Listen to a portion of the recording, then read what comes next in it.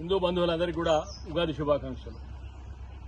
పాశ్చాత్య నాగరికత వ్యామోహంలో కేవలం జనవరి 1 పాజిటివ్గా తీసుకుంటా ఉన్నాం మనం.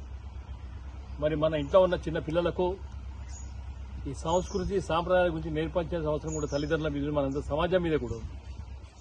మరి రేపు జరిగే ఉగాది ఏమైతున్నదో 30వ తారీఖు నాడు మనందరం కూడా నిజంగా కూడా రాశి ఫలాలు కానీ నక్షత్రాలు కానీ మారే రోజే ఉగాది.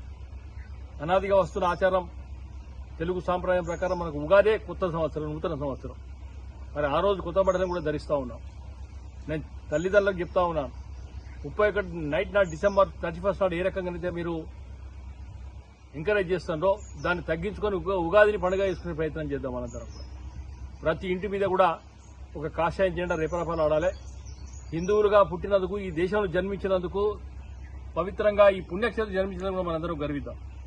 దయచేసి చెప్తా ఉన్నాం, లక్షలాది రూపాయలు 50 లక్షల బిల్డింగ్లు కడతా ఉన్నాం. ఇంటి మీద ధర్మం కోసం ఒక కాషాయం జెండా పెట్టుకుంటే తప్పులేదు. మరి మనం ఇందరం కూడా దీన్ని ఆదర్శంగా తీసుకుందాం. రేపు జరిగే ఉగాది నాడు ప్రతి ఇంటి మీద కూడా ఒక ఓంకారం జెండా, ఒక కాషాయం జెండా ఎగరవేయాల్సిందిగా మేము కోరుతా ఉన్నాను. భారత్ మాతా కీ జై.